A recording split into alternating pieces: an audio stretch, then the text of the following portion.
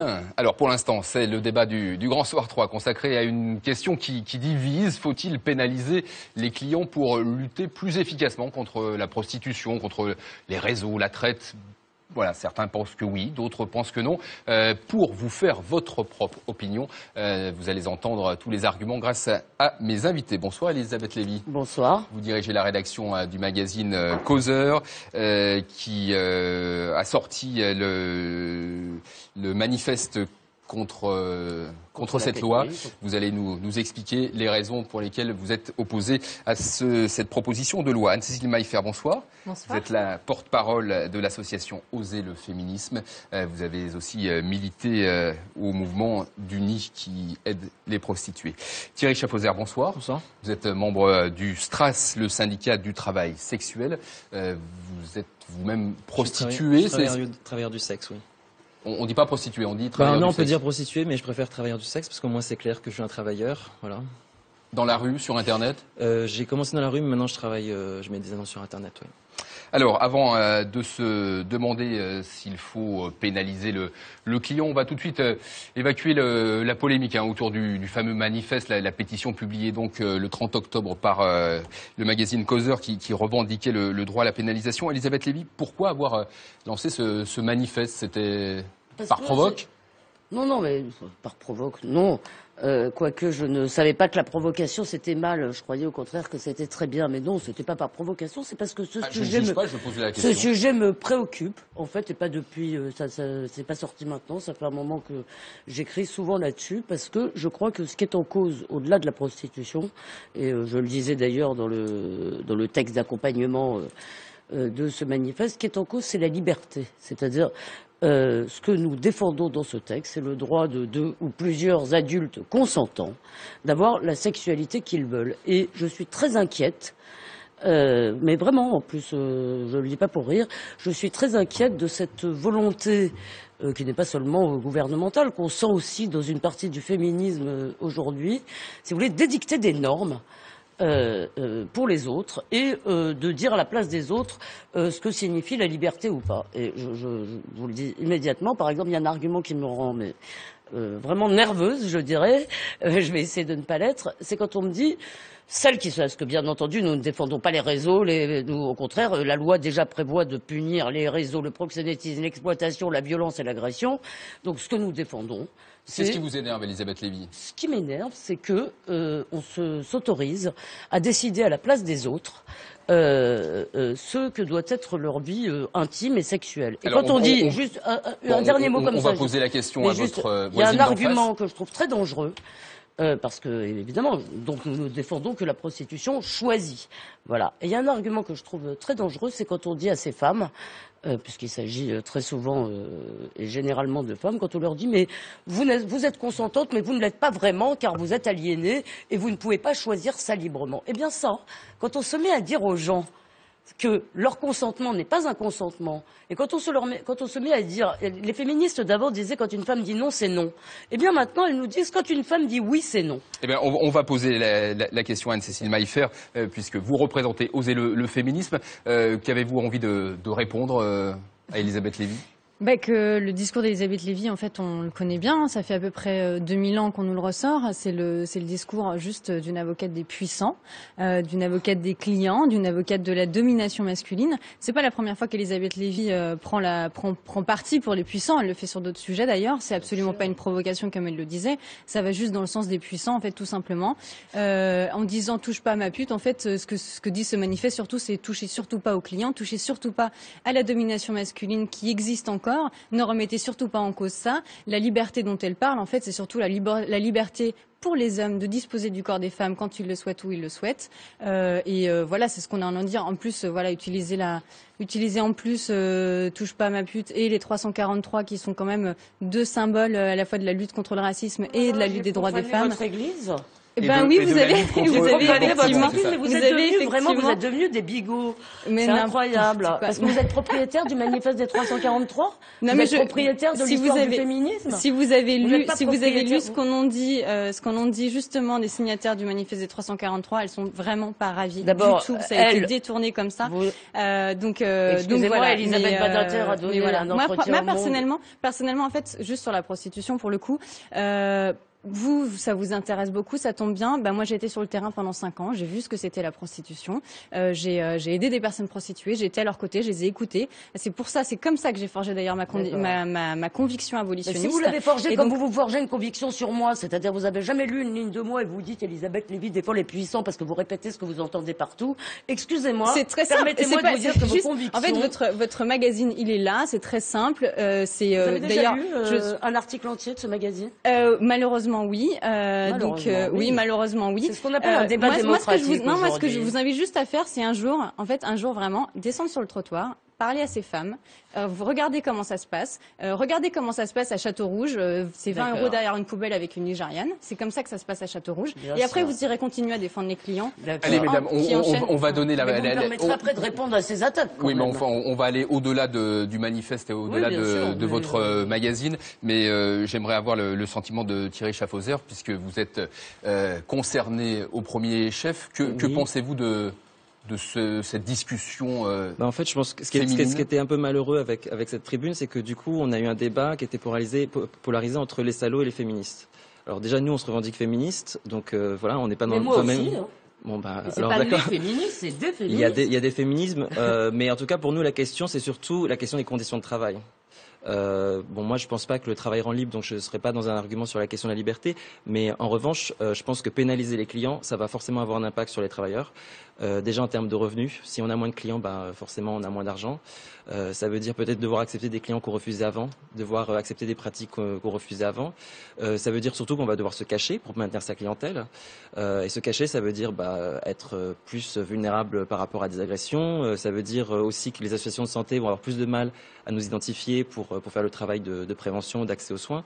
Voilà. Après, ça concerne les personnes qui se prostituent dans la rue, parce que celles qui se prostituent à domicile ou via Internet, c'est différent. Non, je pense que c'est pas différent au vu de la proposition de loi, vu que l'article 1er veut bloquer l'accès au site Internet. Donc là, je veux dire, ça va directement concerner les personnes qui travaillent sur Internet. Et puis par ailleurs, les clients, si j'ai bien compris, ce seraient tous les clients qui seraient arrêtés et pas que ceux des travailleurs de rue. Alors, on n'arrête personne. La proposition de loi, c'est 1500 € d'amende si la personne est... Pardon ? Mais justement, je trouve qu'il y a quand même quelque chose de frappant dans cette loi que peu de gens ont relevé. C'est que pour l'instant, comme osait le féminisme et les abolitionnistes en général n'ont pas réussi à faire interdire la prostitution, on sanctionne quelque chose qui n'est pas interdit. Or, le grand principe de la loi dans les pays démocratiques, c'est que ce qui n'est pas interdit est autorisé. Et je suis étonnée que vous n'ayez toujours pas répondu parce que ça ne vous intéresse pas.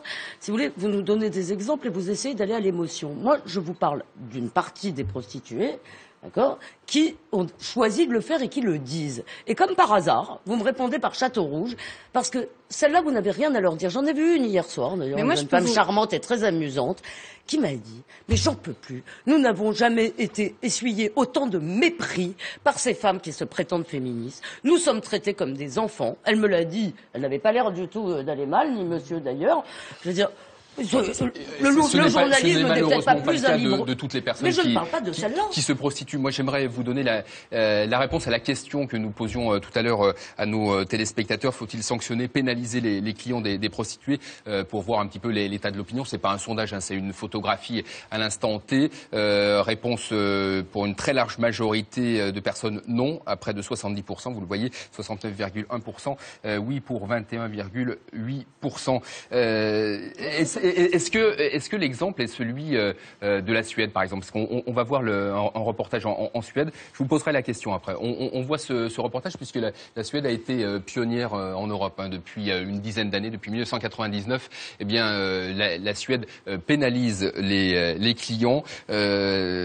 Après les autorités suédoises, eh bien le résultat est plutôt efficace puisque la prostitution de rue a diminué de moitié. Je vous propose de voir concrètement comment ça se passe sur le terrain. On en reparle juste après. C'était l'ancien quartier chaud de Stockholm. fréquenté de jour comme de nuit par les prostituées. Aujourd'hui, tout est plus calme. Depuis plus de 10 ans, une loi a fait des clients des délinquants. Traquer ces acheteurs de sexe, c'est le travail de cet inspecteur de police. Encore quelques prostituées sur les trottoirs, mais elles ne l'intéressent pas. Ce qu'il cherche, c'est le flagrant délit. Si un homme prend une fille dans sa voiture, on les suit discrètement. Le but, c'est d'interpeller le client en plein milieu de l'acte. Alors, les policiers savent où chercher, comme ici au pied de cette église du centre-ville. Les clients viennent généralement ici avec les filles et ils se mettent dans ces recoins pour passer à l'acte. Regardez là, par exemple, des préservatifs usagés. La sanction pour les clients, une amende ou une peine de prison, 1 an maximum, et surtout le risque d'être désigné publiquement. En fait, on lui envoie chez lui, à son adresse, cette lettre, disant qu'il a commis un délit en allant voir une prostituée. Dans ces cas, ce sont des procès publics. Il peut y avoir des étudiants, des enfants dans la salle. Souvent, les clients préfèrent plaider coupable afin d'éviter cette humiliation publique. Avec 300 arrestations par an, la police de Stockholm affirme avoir divisé par 2 la prostitution de rue. Aujourd'hui, pour les prostituées, difficile donc de continuer à racoler.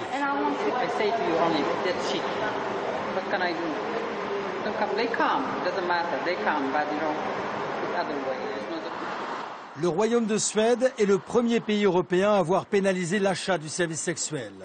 Il a été suivi par d'autres pays comme la Norvège et l'Islande. Anne-Cécile Maillefert, la Suède, c'est l'exemple à suivre? Oui, tout à fait, c'est l'exemple à suivre et pour plusieurs raisons. Déjà parce que, en fait, c'est le premier pays à avoir inversé la charge, avoir inversé la culpabilité. C'est-à-dire, au lieu de faire peser le poids, comme c'est encore le cas en France d'ailleurs, avec le délit de racolage actif et passif, pour la première fois, c'est un pays qui dit non, c'est pas aux personnes prostituées d'avoir peur. Par contre, c'est aux clients qui ont une vraie responsabilité. Parce qu'en fait, le client, ce qu'il achète, c'est qu'il achète le manque de désir, le fait que l'autre ne désire pas. Parce que si deux personnes se désirent, on sait ce qui se passe. Mais le fait qu'une personne ne désire pas, eh bien, en fait, l'argent compense ça. Et ça, c'est un acte sexuel qui est violent puisqu'il n'est pas désiré. Et donc, c'est normal si, lorsqu'il y a violence, que l'auteur de cette violence soit condamné, soit en tout cas responsabilisé, soit pénalisé pour un acte de violence qu'il va commettre. Les bénéfices en Suède, vous l'avez dit, c'est une diminution de moitié de la prostitution de rue, mais c'est également une baisse du nombre de clients et c'est également un changement dans les mentalités. Nous, oser le féminisme, c'est ce qu'on veut, c'est-à-dire nous, on pense à la société de demain. Nous, on œuvre pour une transformation sociale. Nous, ce qu'on souhaite, c'est qu'une société qui soit plus égalitaire, dans laquelle il y ait une libération des sexualités, y compris pour les femmes. Et donc, pour arriver à cette société-là, malheureusement, il faut en passer par la pénalisation des clients. On préférerait qu'ils se rendent compte tout seuls qu'ils sont complices des réseaux, des viols, des coups, des meurtres, mais ils continuent. Et si jamais aujourd'hui en France, il y a entre 60 et 80%, on ne va pas arguer sur les chiffres, mais il y a une immense majorité des femmes prostituées qui sont victimes de réseaux et de proxénétisme, c'est quand même une immense majorité, ça veut dire qu'il y a une immense majorité des clients qui achètent des femmes qui viennent de ces réseaux-là, qui sont traitées d'une manière qui est juste totalement inhumaine et pour la première fois mettre l'accent sur la demande et protéger les personnes prostituées, c'est ça le projet qu'on veut. Thierry Schaffhauser, justement concernant les réseaux, comment peut-on lutter contre les réseaux? Est-ce que cette proposition de loi peut aider dans ce sens? Vous ne faites pas partie d'un réseau, vous êtes travailleurs indépendants, c'est comme ça qu'on appelle. Au sein du syndicat, on lutte aussi contre le travail forcé et on rencontre aussi des victimes de réseau. Je voudrais quand même revenir sur ce chiffre qui est faux. En France, c'est la majorité des travailleurs du sexe ne sont pas victimes de travail forcé. On fait un amalgame avec le nombre de personnes migrantes et les victimes de la traite, et c'est sur cet amalgame-là qu'ensuite on essaye de faire peur aux gens et de passer des lois comme ça. Il y a à peu près 85% de personnes prostituées qui sont d'origine étrangère sur le sol français. Dans le travail d'origine nigériane, d'origine d'Europe de l'Est, d'origine chinoise. Ce chiffre n'est absolument pas démontré. Ce chiffre est basé sur la répression du travail sexuel de rue et donc pas sur l'ensemble de l'industrie du sexe en France. Non, ce chiffre est aussi basé sur les associations. On ne peut pas.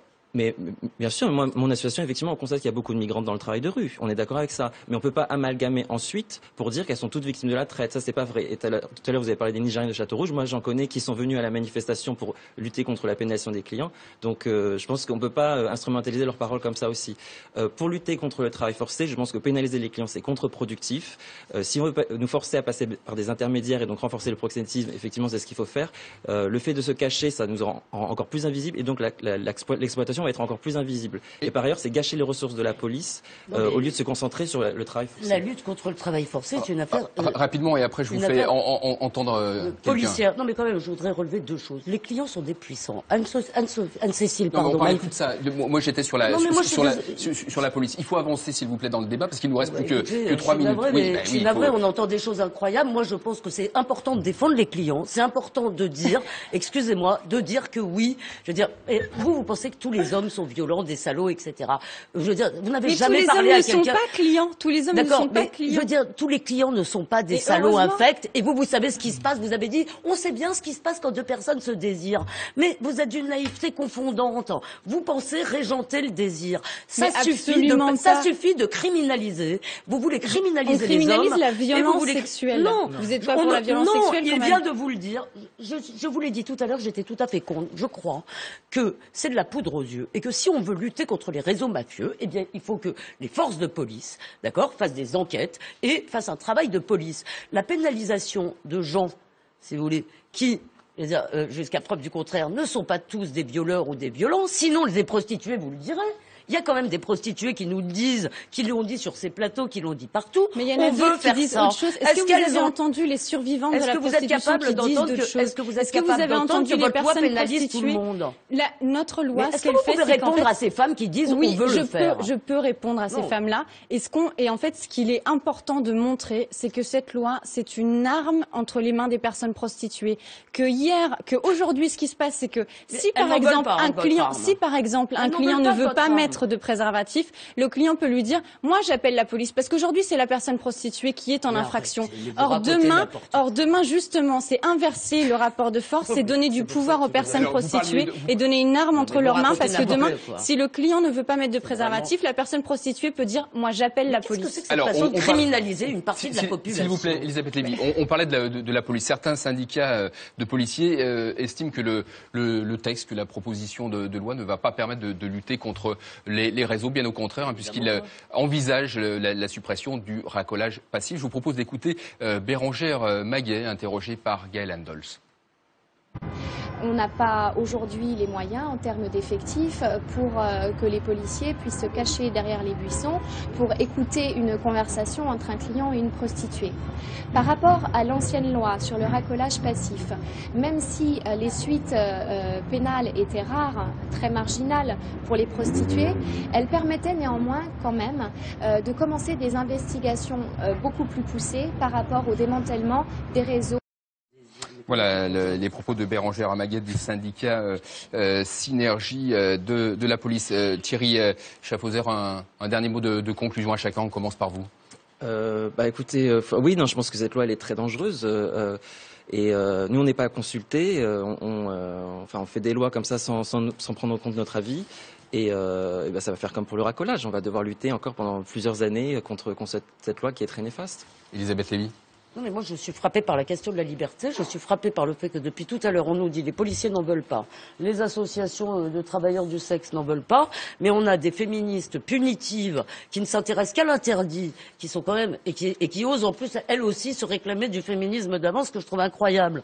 Je veux dire, qui essayent de régenter la vie des gens parce que je ne sais pas pourquoi d'ailleurs, parce qu'il y a une espèce de moralisme là-dedans qui est de pénétrer vraiment dans le plus intime qu'est la sexualité. Je veux dire, moi, je parle des gens, je parle d'adultes consentants, d'accord ? Il faut lutter contre la violence, la loi le fait déjà. D'accord. Et il y a une pénalisation en réalité des hommes. Juste un mot de conclusion à la féministe punitive que vous êtes apparemment. Ah oui. Ouais. Non, je veux voilà. Et puis je voudrais masculer les hommes, tout ça, bien sûr. Non, pas dit ça. En fait, pour nous, ce qui est important vraiment, c'est de voir que la lutte contre les réseaux, évidemment, il faut la renforcer, mais il faut également agir sur la demande parce que c'est un marché. Et justement, en Suède, c'est une des choses les plus importantes de la loi en Suède, c'est que c'est le seul pays au monde où justement les réseaux ont diminué parce que le marché devient moins intéressant pour eux parce qu'il y a moins de clients. Et les crimes sexuels ont augmenté. Merci à vous, tous les trois. La proposition de loi, elle sera examinée cette semaine à l'Assemblée. Les débats, peut-être animés, devraient débuter demain. Le vote, lui, devrait intervenir la semaine prochaine. Nous aurons donc l'occasion d'en reparler.